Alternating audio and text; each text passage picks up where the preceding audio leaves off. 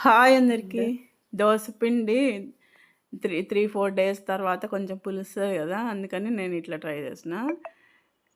Tomato 2, ఒక పచ్చిమిర్చి మెత్తగా పేస్ట్ చేసేసి, ఆ పేస్ట్, జీలకర్ర పొడి 1 స్పూను, కొంచెం కొత్తిమీర, పసుపు, ఉప్పు వేసేసి కలిపి పక్కన పెట్టుకున్న.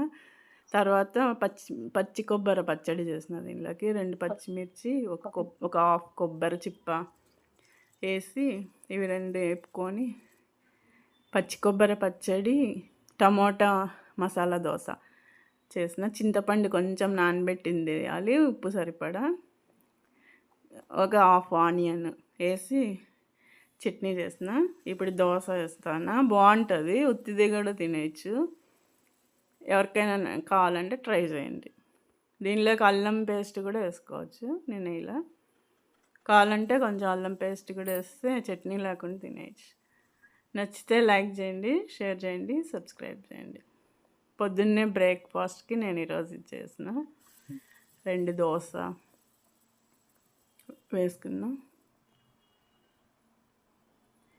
ఆనియన్స్ కూడా వేసుకొని ఊతప్పంలాగా వేసుకోవచ్చు, మన ఇష్టం, ఆప్షన్స్.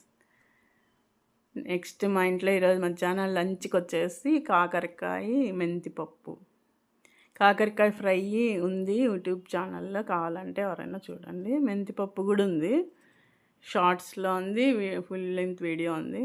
మెంతిపప్పు కాకరకాయ ఫ్రై కాంబినేషన్ ఈరోజు. నచ్చితే లైక్ చేయండి, షేర్ చేయండి, సబ్స్క్రైబ్ చేయండి. Thanks for watching. బాయ్.